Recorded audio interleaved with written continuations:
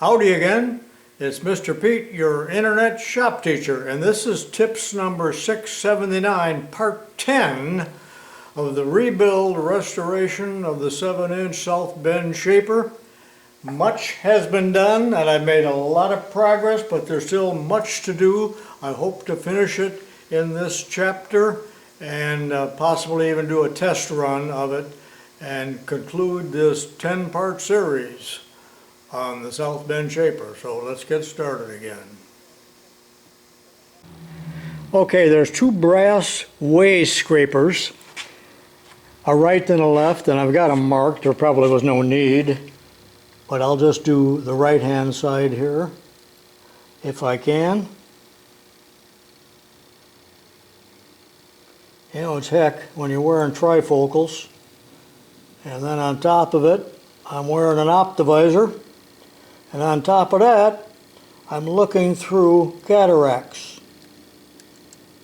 But I'm thankful to have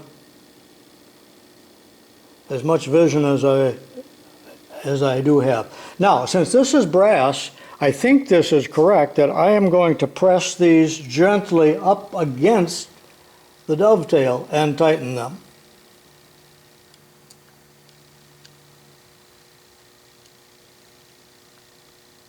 The brass will wear, not the iron. At least that's the idea, as I understand it. And I won't show you the other one. Notice there is no felt here, but there will be around the front. I'll just show a little bit of that because some of that is a repeat. All right, there's oil returns here, a right and a left. I'm showing you the left side facing the ram, and I've already got the sealant on there, the Permatex. It's just a matter of screwing the two screws in, and that just recirculates the oil.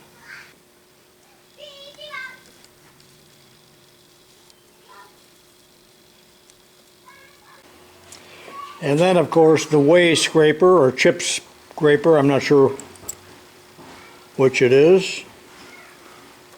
I'll snug them down, and then I want to push them up against the dovetail as I did on the other side, because the holes in the brass are extra large.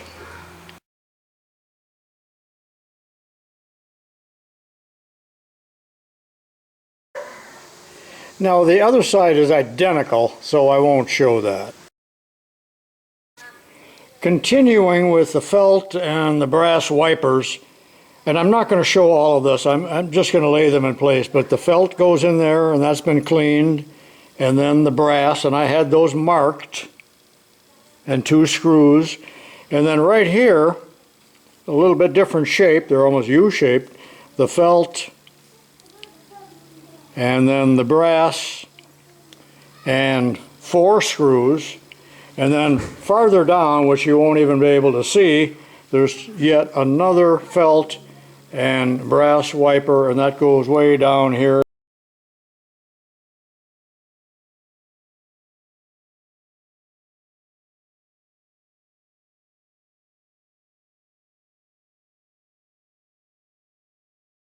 Well, now to tackle the feed mechanism. Remember that in the original one, it was bent as such. Now I looked at the manual and it showed a straight one, but I've watched some other videos where other people had bent ones, so I don't know if they bent them for a reason or if it just happened because of a jam up. But at any rate, I made a new one that is perfectly straight and pinned to the original piece, header, whatever you call this here. So let's put it together and see what happens. Well, this piece with the 1/4-inch hole in it and the little square bolt goes in like this. I've already got some oil on it. And then the feed rod goes in like such.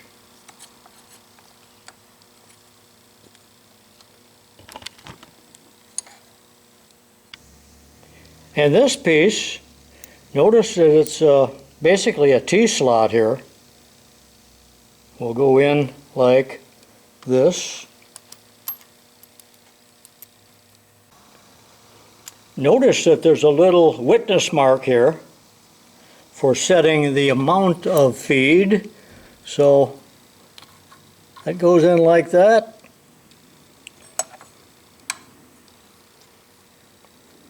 Oh, there's an oil hole here, so I want to make sure that's in the right position.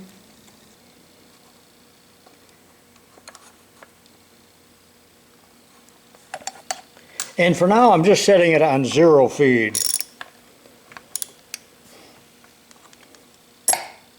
And I'll snug up this bolt.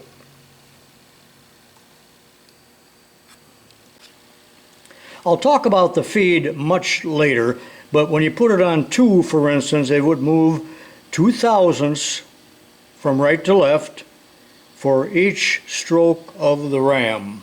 The old feed rod is really buggered up over the years as they tighten it up against the round. And what happens then is it's very hard to move it in and out of the hole, so perhaps I should mill a slight flat on this piece later. Before I mount the motor and the drive and add that extra weight to the machine, I would like to take it off of the freight company cart and move it 3 feet onto the south bend stand and get ready for the finale.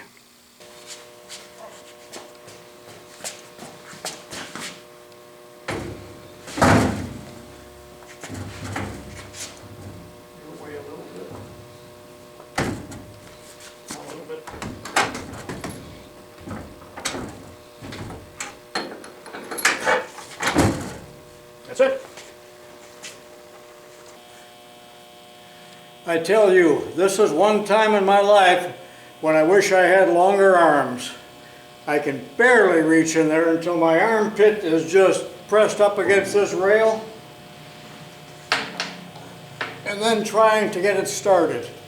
You think this is easy?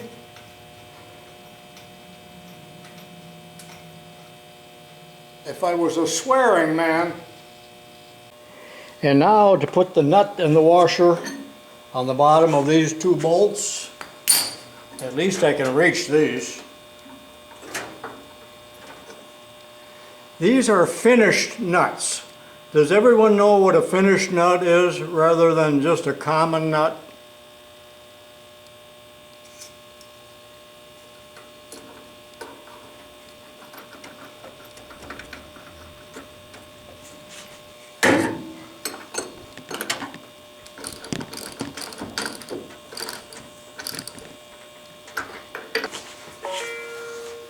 And now to tighten that dreaded back bolt.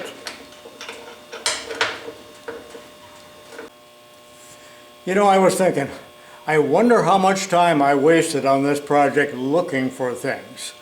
A missing bolt, a tool, my flashlight. I probably spent 2 or 3 hours alone looking for my flashlight, and even right now I can't find it. It's almost hopeless, but I'm just about done. Now that I have this machine just about assembled, I want to show you something and compare it with the older model. Now both of these machines have a 9.5-inch travel on the table. That is the same, but I have moved both tables to the left, to the extremities, as far as they go, and look over here at this one and you can see that the support foot is just about off of the bottom surface, whereas with the new design it's actually about 2 inches from the end. So that is really the purpose of the widened base, not just to give it a little bit better look or probably stability as well, but that's the main reason. The 9.5-inch travel and then the full support. Perhaps you remember how the motor unit is attached.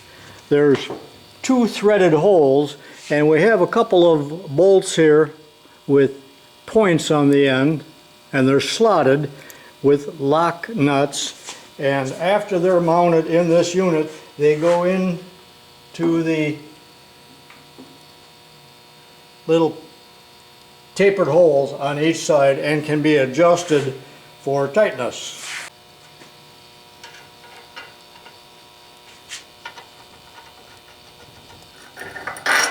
And then this bolt with the spring goes in there like that and will screw into this part right here. You know, sometimes I forget how the order of things, but I'm able to cheat. I simply go over and look at the other machine to see how it's assembled. It's even better than looking at the parts manual.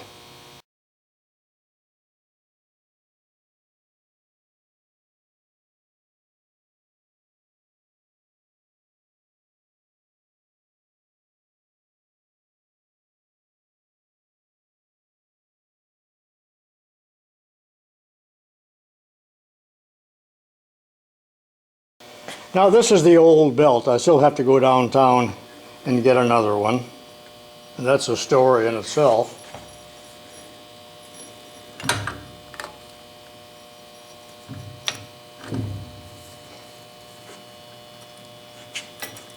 And I have to adjust the tension on that spring yet. Put the guards on. Pretty close to being done.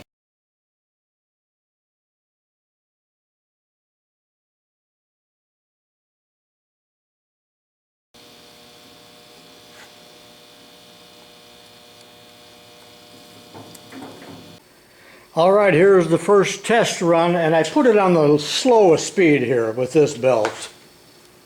Let's see what it does. Cutler hammer switch, by the way, still in perfect condition after 65 years.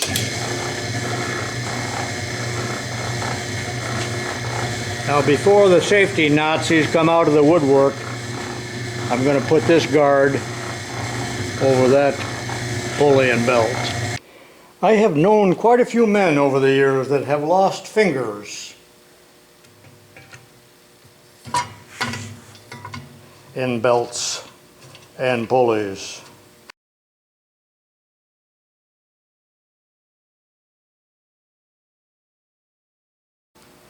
For some reason, I do not know why, I happen to like these Armstrong ratchet wrenches, and I do not work for them. And the final belt guard.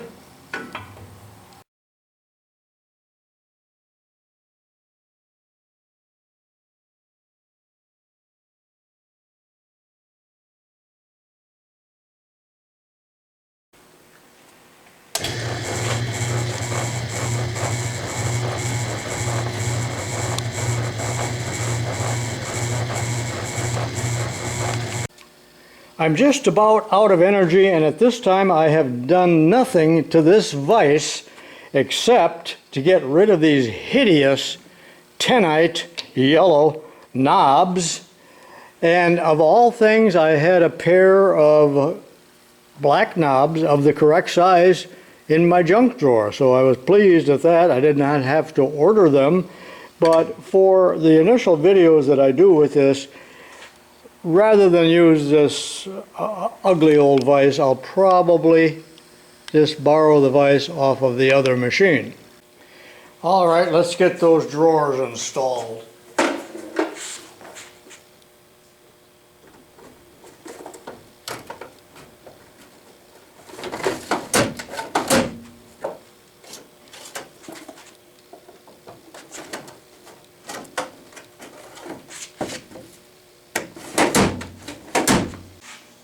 Now this is the other shaper, and after all these years it's still got the keys.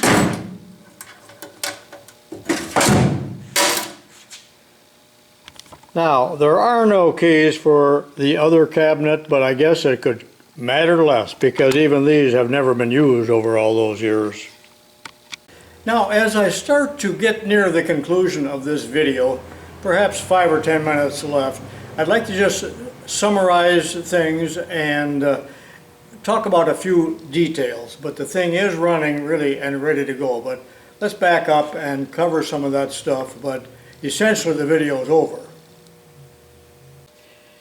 Well, at this time I was wondering if you people out there like the idea of having a disconnect for your motor, making it easier to disassemble things later on. I do not like the gaudy ring-a-ding looks of this Menards plug set. It just looks cheap. It doesn't look industrial. I've already had some comments about this bolt and the washers here, and somebody said that that is not original, that has been drilled and tapped to prevent this pin from moving in and out, because I told you that on the rocker arm pin, which is this, that it was almost impossible to access it from the bottom. And someone also said that it was not a socket head set screw, but a square head type set screw that belonged in there. Also, there will be oil leakage from the shaft on both this side and on the other side, because there is no oil seal there. So it's just counting on a pretty good fit, so it will weep for the life of the machine. Earlier in the video, I talked about this feed rod here that I have remade, and I don't like the idea of this set screw marring up the shaft, so I am going to take this out at this time down to the basement, and I want to mark it here, so I'm tightening it a little bit so I know the general area where I need to mill the flat spot. Alright, I've milled a bit of a flat on it. That should have been done at the factory, but that costs money. And now I'll go ahead and reinstall it, and I don't need to show all of that. It's reinstalled, and now the set screw will butt up against the flat spot. I've already had several comments of people saying, well, why don't you just use the shaper to shape itself, to clean itself up? Does it have a long enough stroke? Well, it might work. It's a 7-inch stroke, and the actual table here is about 6.5 inches. So that is a possibility. I would hate to lose this original 0 mark, this witness mark, but this certainly is scored up pretty bad, as discussed earlier. And someone also said, well, why can't you scrape it? Well, scraping would be useless in a mutilated condition like this. I mean, it would make it pretty and frosted and all of that, but it wouldn't serve purpose because it just wouldn't take out the low spots. I mentioned this a little bit earlier in the video, and I shouldn't dwell on it or beat it to death, but again, this is a Cutler hammer switch in perfect condition after 65 years. Have you ever experienced with your Chinese machines switches that look pretty good on the outside? They look very industrial, but of course they quickly fail, and when you take them apart you realize that it's a 10-cent switch on the inside. Nobody made them like Cutler Hammer, Square D, and Allen Bradley and other similar companies from the USA, and most of them are still in service. Name some of the other greats. Put it in the comments.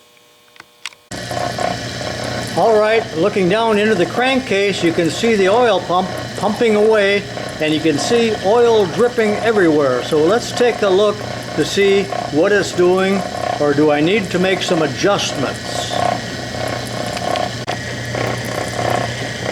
When you look in here at the bull gear and the smaller spur gear, you can see that there's plenty of oil. In fact, probably too much oil, and I probably ought to reduce that a little bit.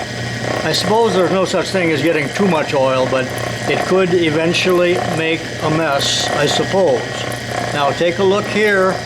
I talked about this earlier, and it's already weeping a little bit around this rocker arm shaft. But when you look at that upper tube, remember that was originally crimped off, it is not dripping oil anywhere near the pan, the tray. You see the tray is dry as a bone, so I think part of it is missing. So what I'm going to do is take a little piece of tubing and see if I can extend it. I'm very hesitant about bending this tube and breaking it off, but that needs to be corrected, and I'm going to do that right now. That's about a 1/8 inch copper, and I have all kinds of tubing around the shop, so here's a little selection that I cut up. It's all approximately 1/8 of an inch inside, some of it maybe a little smaller. This is actually fuel line, so we know that would stand up. Some of these may not stand up under the oil, but I'm going to try to see if I can fit one of these on there and then trim it to length after it's installed. Wow, that was easy enough. And it is hitting the little oil pan.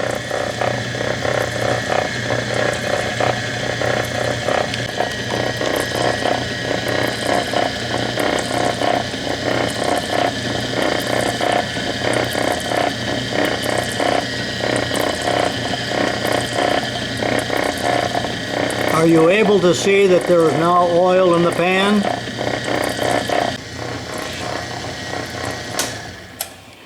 Naturally, when I cut that off to length, I tried to catch the piece and it fell down into the sump, which reminds me that a man in a comment stated that he bought one of these from a high school, and when he took it apart, like what I'm doing, it had a large quantity of gum wrappers, cigarette butts and gum and candy wrappers and so on.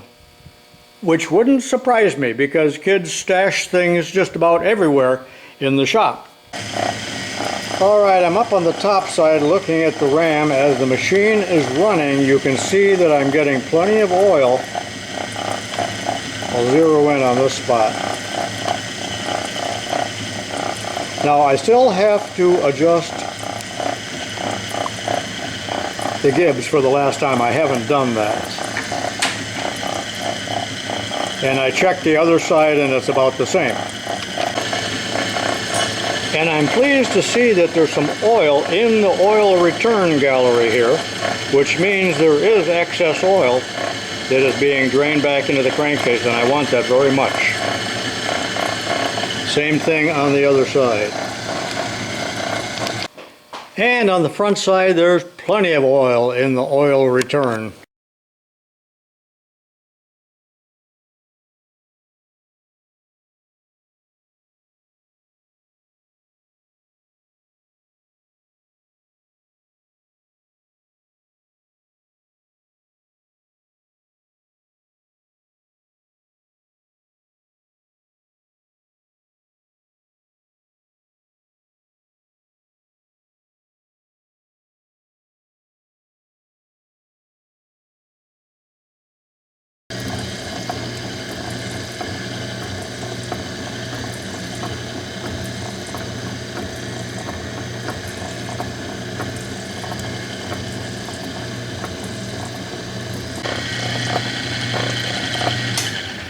The longer I let the shaper run, the more oil is accumulating on the base.